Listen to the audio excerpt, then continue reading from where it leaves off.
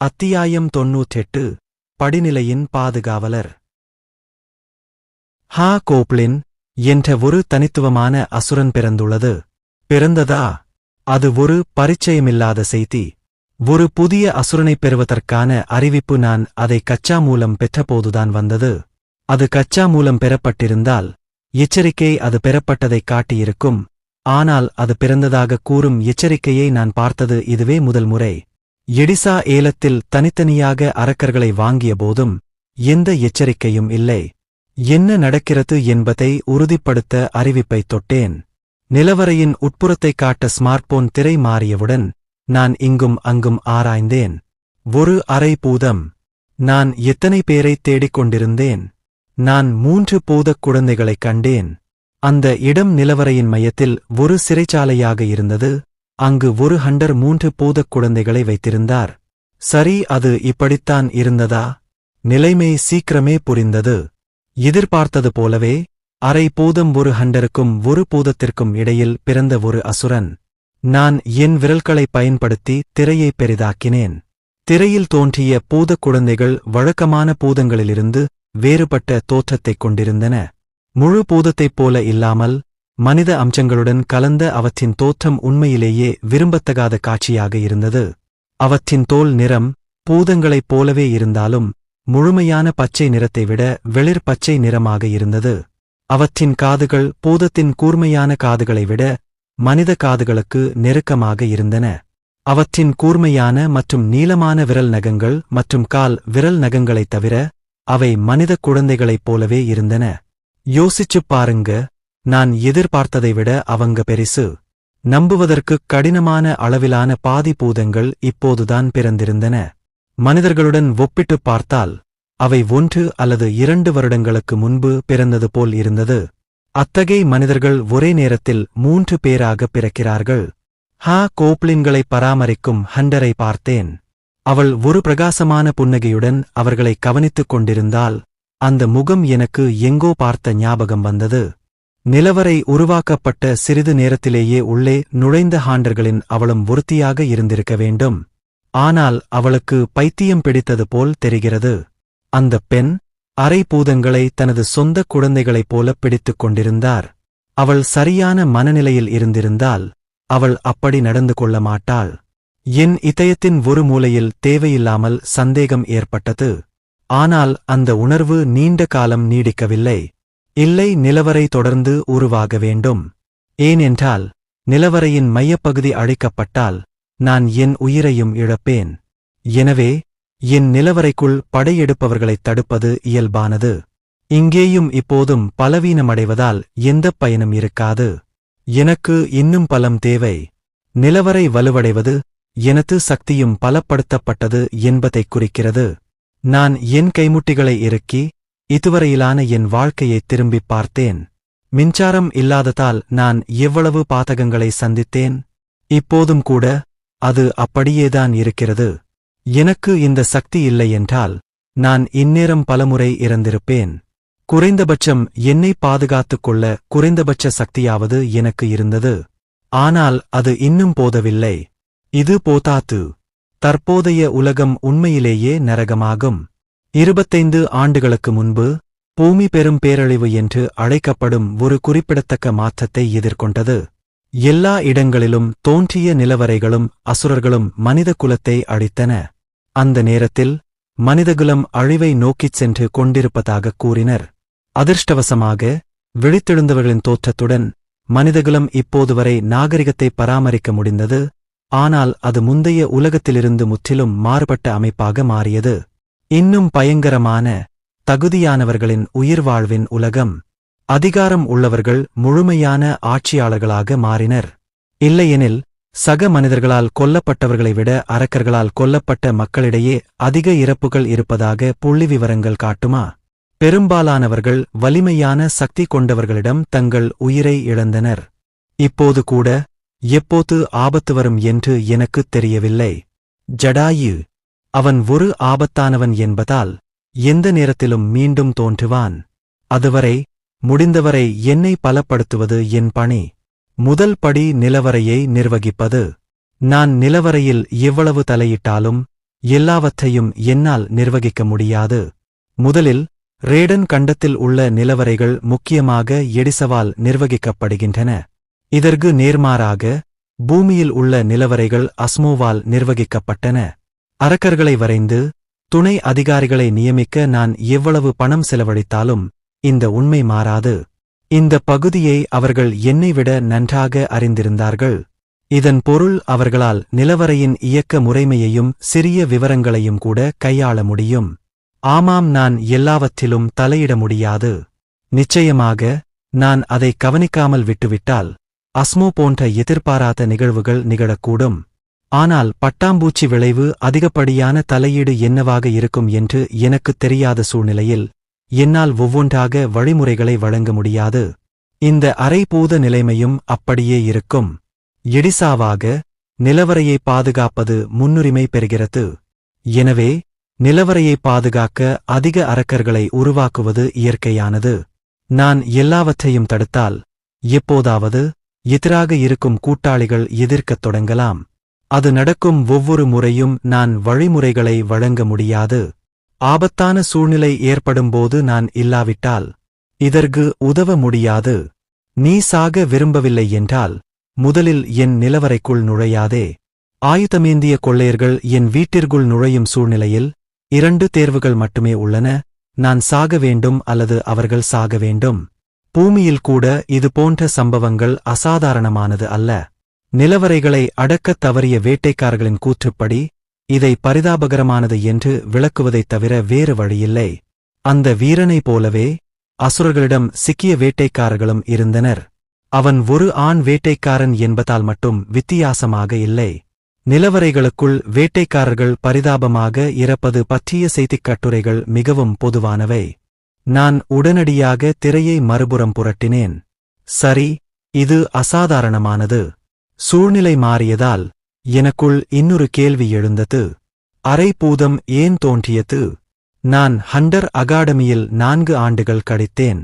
Hunter அகாடமிக்கு ஏற்றவாறு அவர்கள் அங்கு பல்வேறு அசுர குணாதிசயங்களைப் பற்றி கற்பிக்கிறார்கள். மிகக் குறைந்த பெண் இனங்களைக் கொண்ட ஒரு இனமான பூதங்கள் இனப்பெருக்கத்திற்கு மற்ற இனங்களின் பெண் விலங்குகளை பயன்படுத்துகின்றன என்பதை நான் அறிந்தேன். பெண்களின் இனத்தைப் பொருட்படுத்தாமல் பூதங்கள் பிறக்கின்றன என்று கூறப்பட்டது. இருப்பினும் இந்த முறை பிறந்த பூதம் ஒரு சாதாரண பூதம் அல்ல. அது மனிதனும் பூதமும் கலந்தது போன்ற தோற்றத்தைக் கொண்டிருந்தது. ஒரு அரை பூதம் ஏன் பிறந்தது? அது ஒரு சாதாரண ஹண்டர் இல்லையா? புதிய எச்சரிக்கைகள் காரணமாக எனது கேள்வி நீண்ட நேரம் நீடிக்கவில்லை. வாழ்த்துக்கள், நீங்கள் இயக்கும் நிலவரையில் முதல் தனித்துவமான அசுரன் பிறந்துவிட்டான். அரை பூதம் 4 நட்சத்திரம். உங்களுக்கு வெகுமதிகள் கிடைக்கும். நிலவரையில் கூட்டாளிகளின் செயல் ஆரம் அதிகரிக்கிறது.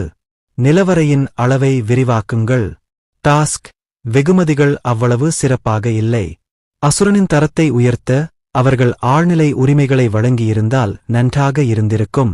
அதற்கு பதிலாக நிலவரையின் அளவு அதிகரித்தது மற்றும் அரக்கர்களின் செயல் ஆரம் விரிவடைந்தது. ஆனால் எச்சரிக்கைகள் அங்கு முடிவடையவில்லை. நிலவரை விரிவாக்கத்திற்கான ஒரு முறையைத் தேர்ந்தெடுக்கவும். முதல் தளம் பகுதி 5. 2வது தளம் பகுதி 1. இன்னைக்கு நிறைய பழக்கமில்லாத எச்சரிக்கைகள் இருக்கு, இல்லையா? விரிவாக்க முறையைத் தேர்வு செய்ய நிலவரையின் தற்போதைய அமைப்பை நான் ஆராய்ந்தேன். இப்போது என்னுடைய நிலவரை நுழைவாயிலிலிருந்து உள்ளே நுழையும்போது 3 பாதைகள் கிளைத்துச் செல்கின்றன. இடதுபுறம் உள்ள பாதை 1வது தளம் பகுதி 1க்கு செல்கிறது. இது டெத்னைட்டை மிட்பாஸாகக் கொண்ட இறக்காத அரக்கர்கள் வசிக்கும் இடம். நடுப்பாதை முதல் தளம் பகுதி 2 பூதங்களின் பிரதேசத்திற்கு வழிவகுக்கிறது. மேலும் இயற்கையாகவே இங்கே மிட்பாஸ் கோப்ளின் லார்ட் ஆவார். வலதுபுறம் உள்ள பாதை 1வது தளம் பகுதி 3க்கு செல்கிறது. அங்கு மாமிச உண்ணி தாவரங்கள் என்று அழைக்கப்படும் அரக்கர்கள் உள்ளனர். தரை மண் மற்றும் புல்லால் மூடப்பட்டு ஒரு வயலை உருவாக்குகிறது. அதற்கு மேலே இரத்தம் உறிஞ்சும் பட்டாம்பூச்சிகள் பறந்து இயற்கையைப் போன்ற ஒரு கருத்தை உருவாக்குகின்றன. அது தெளிவாக இருந்தது.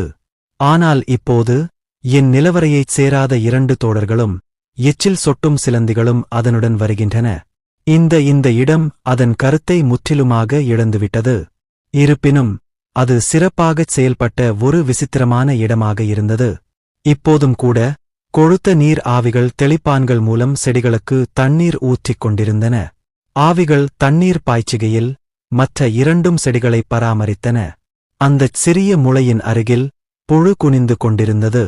சரி, துணை மேலாளர் இன்னும் உயிருடன் இருக்கிறார். எடிசாவுக்கு பிறகு நான் நியமித்த துணை மேலாளராக ரிக்லர் இருந்தார். ஆனால் இப்போது அவர் பயனற்றவராகத் தோன்றினார். ஆனால் ஒரு புழு பெரிதாக வளர்வதால் மட்டும் அது பயனுள்ளதாக மாறுமா? ஆமாம், நீ அங்கேயே இருந்துட்டு உன் வேலையைப் பாரு. யோசிச்சுப் பாருங்க. இதுவும் ஒரு கருத்தா இருக்கலாம், சரியா? நிலவறைக்குள் ஒரு பண்ணை இருந்தால் இதுதான் சூழ்நிலையாக இருக்கும் அல்லவா? அது சந்தேகத்திற்கு இடமின்றி ஒரு விசித்திரமான இடமாக இருந்தது. இயற்கையாகவே இங்கே எந்த மிட்பாஸும் இல்லை. தரம் 4 அல்லது அதற்கு மேற்பட்ட அரக்கர்களை மட்டுமே நடுத்தர முதலாளிகளாக நியமிக்க முடியும். மேலும் பகுதி 3 இல் தரம் 4 அல்லது அதற்கு மேற்பட்ட அரக்கர்கள் யாரும் இல்லை. 3 பாதைகளாக பிரிக்கப்பட்ட பகுதிகள் 1, 2 மற்றும் 3 ஆகியவை மீண்டும் ஒரு பகுதியாக ஒருங்கிணைக்கப்பட்டன. அந்த இடம் சரியாக 1வது தளம், பகுதி 4. இங்கே ஒரு பெரிய ஏரி அமைக்கப்பட்டது. இது ஒரு முக்கியமான இடமாக மாறியது. ஏரியா 2 இல் உள்ள பூதங்கள் தங்கள் தண்ணீர் பிரச்சினைகளை இங்கே தீர்த்துக் கொள்கின்றன. ஏரியா 3 இல் நீர் ஆவியால் தெளிக்கப்பட்ட தண்ணீரும் இந்த ஏரியிலிருந்து மீண்டும் நிரப்பப்பட்டது. இங்கேயும் அசுரர்கள் இருந்தனர். ஏரியின் அடிப்பகுதியில் ஒரு சிறிய எண்ணிக்கையிலான நாகா இனங்கள் வாழ்ந்தன. ஆனால் ஏரியா 3 ஐப் போலவே இன்னும் நடுநிலை முதலாளி இல்லை. இந்த பகுதி 4 வழியாகச் செல்வது நேரடியாக நிலவறையின் மையத்திற்கு வழிவகுக்கிறது. நிலவறையின் மையப்பகுதியுடன் கூடிய ஒரு முக்கியமான இடமே மையமாக இருந்தது. அது உடைந்தால் அது நிலவறையின் அழிவைக் குறிக்கிறது. அது மிகவும் முக்கியமான இடமாக இருந்தது. மிட்பாஸ் இல்லை, மாறாக மேலாளர் எடிச இங்கேயே வசித்து வந்தார். இவ்வாறு எனது நிலவரை மையப்பகுதி உட்பட 1வது மாடியின் 1 முதல் 4 வரையிலான பகுதிகளைக் கொண்டிருந்தது. நான் மீண்டும் எச்சரிக்கையைச் சரிபார்த்தேன். நிலவரை விரிவாக்கத்திற்கான ஒரு முறையைத் தேர்ந்தெடுக்கவும். நான் உண்மையில் ஏரியா 5 ஐ உருவாக்க வேண்டுமா? இப்போது சுற்றிப் பார்ப்பது கூட முதல் மாடியை விரிவுபடுத்துவது அர்த்தமற்றது போல் தோன்றியது. அது ஒருநாள் அவசியமாகலாம். ஆனால் என் கண்கள் அடுத்த விருப்பத்தை நோக்கிச் சென்றன. 2வது மாடி. நான் உடனடியாக அந்த விருப்பத்தைத் தேர்ந்தெடுத்தேன். நீங்கள் 2வது தளம், பகுதி 1 ஐத் தேர்ந்தெடுத்துள்ளீர்கள். அந்த எச்சரிக்கையுடன் திரையில் இருந்த நிலவரையும் அதிர்ந்தது. அதே நேரத்தில் முதல் மாடி பகுதிக்கு கீழே ஒரு புதிய இடம் தோன்றத் தொடங்கியது. அது முற்றிலும் நிலத்தடி இடமாக இருந்தது. ஒவ்வொரு முறை புதிய தளம் உருவாக்கப்படும் போதும் நிலத்தடியில் தோண்டும் ஒரு கட்டமைப்பாயுது. 2வது தளத்தின் தோற்றம் குறிப்பிடத்தக்க மாற்றங்களைக் கொண்டு வந்தது. முதல் தளத்தின் கீழ் ஒரு புதிய நிலத்தடி இடம் உருவாக்கப்பட்டது. அந்த இடம் வேறு யாருமல்ல, 2வது மாடிதான். மேலும் நிலவறையின் மையத்தின் நிலை மாறியது. முன்னதாக இது 1வது தளம், பகுதி 4 இலிருந்து நிலவறையின் மையத்திற்கு நேரடியாகச் சென்றது. ஆனால் இப்போது அது 1வது தளம், பகுதி 4 ஐ 2வது தளம், பகுதி 1 உடன் இணைக்கும் கட்டமைப்பாக மாறியுள்ளது. மேலும் 2வது மாடி, பகுதி 1 இலிருந்து அது நிலவறையின் மையத்திற்கு இட்டுச் சென்றது. இது மிகவும் சிக்கலானதாகிவிட்டது. அது இதோடு முடிவடையவில்லை. 2வது தளம், பகுதி 1 கட்டி முடிக்கப்பட்டுள்ளது. கார்டியன் ஆப் தி லோர் திறக்க நிபந்தனைகளை பூர்த்தி செய்யுங்கள். கார்டியன் ஆப் தி லோர் திறக்கப்பட்டது. புதிய தளத்தின் விரிவாக்கத்துடன் தற்போதுள்ள முதல் தளத்தின் கார்டியன் பதவியை நீங்கள் இப்போது நியமிக்கலாம். தளத்தின் பாதுகாவலர் அந்த தளத்தில் உள்ள கூட்டாளிகளின் கட்டளையை வைத்திருக்கிறார் மற்றும் விசுவாசத்தை சீராக நிர்வகிக்கிறார். ஒரு புதிய அமைப்பு நினைவுக்கு வந்தது. கார்டியன். கடந்த காலத்தில் இதேபோன்ற ஒரு மிட்பாஸ் அமைப்பு உருவானது. ஆனால் இந்த முறை அது தரையின் பாதுகாவலர் என்று அழைக்கப்படுகிறது. இந்த அமைப்பு மிகவும் சிக்கலானதாக மாறக்கூடும், ஆனால் அதே நேரத்தில் திறமையான மேலாண்மை சாத்தியமானது. முதல் தளத்திற்கு பாதுகாவலர் என்பதை நீங்கள் அமைக்கலாம். கார்டியன் ஆப்திலோர் 5 நட்சத்திரம் அல்லது அதற்கு மேற்பட்ட அசுரர்களுக்கு மட்டுமே ஒத்துக்கப்படும். மிட்பாஸ்களைப் போலவே தரையின் பாதுகாவலருக்கும் நிபந்தனைகள் இருந்தன. 5 நட்சத்திரங்கள். உண்மையில் இப்போது நிலவரையில் 5 நட்சத்திரம் அல்லது அதற்கு மேற்பட்ட அரக்கர்கள் அதிகம் இல்லை. அரிதாகவே யாரும் இல்லை என்று சொல்வது மிகவும் துல்லியமானது. நான் டெத்னைட்டையோ அல்லது கோப்ளின் லார்ட்டையோ பாதுகாவலராக நியமிக்க வேண்டுமா? இல்லை, அதுவல்ல. இதுவரை என்னுடைய நிலவரையில் எந்த பிரச்சினையும் இல்லை. அதாவது தற்போதுள்ள நடுநிலை பதவிகள் தங்கள் கடமைகளுக்கு உண்மையாக இருந்துள்ளன. வெறும் சுகபோகத்திற்காக அவற்றை மாற்ற வேண்டிய அவசியமில்லை. கொள்கையளவில் எடிசாவையும் விலக்க வேண்டும். மீதமுள்ள ஒரே வழி ஆர்ச்லித். குறைந்தபட்சம் நான் அதை தற்காலிகமாக நம்பி ஒப்படைக்க வேண்டுமா? ஒரு 5 நட்சத்திர அசுரன் உடனடியாக திராவிலிருந்து வெளியே வந்தாலும் அதை கார்டியனாக அமைப்பதில் சிக்கல் இருந்தது. ஆர்ச்லிச் நீண்ட காலமாக நிலவரையில் வசித்து வருகிறார். எனவே அது நன்றாக நடக்க வேண்டும். ஆர்ச்லிச்சை முதல் மாடியின் பாதுகாவலராக நியமிக்க விரும்புகிறீர்களா? ஆர்ச்லிச் நிலவரைக்குத் திரும்பினார். ஏடிசாவிடம் புகாரளித்த பிறகு ஆர்ச்லிச் பகுதி 1க்குள் நுழைந்தார். ஏரியா 1 இன் மிட்பாஸான டெத்னைட்டின் தோற்றம் எங்கும் காணப்படவில்லை. ஆர்ச்லிச் உடனடியாக தனது இடுப்பில் இருந்த பையை வெளியே எடுத்தார். அந்தப் பை சமூக வட்டாரங்களிலிருந்து பெறப்பட்ட இரத்தினங்கள் மற்றும் நாணயங்களால் நிரப்பப்பட்டிருந்தது. திருப்தியான முகபாவத்துடன் அவர் தனது குறிப்பேட்டைத் திறந்தார். கியூரல். அமைதியான நிலவரையில் ஆர்ச்லிச்சின் அவுண்டன் பேனாவின் சத்தம் மட்டுமே எதிரொலித்தது. அவர் தனது பேரேட்டைத் தயாரித்துக் கொண்டிருந்தார். சிறிது காலம் லாபத்தைப் பதிவு செய்தாலும் தெரியாத ஒரு சக்தி கண்டறியப்பட்டது. அவரைச் சுற்றி ஒரு சக்தி வாய்ந்த ஊதா நிற ஒளி கூடியது. அருகிலுள்ள காற்று கூட சக்தி அலைகளால் அடித்துச் செல்லப்பட்டது போல் தோன்றியது. ஆர்ச் லிச்சின் கையில் இருந்த நோட்டு புத்தகம் காற்றில் மெதுவாக விரியத் தொடங்கியது. மாற்றத்தை உணர்ந்த ஆர்ச் லிச் மேலே பார்த்தார்.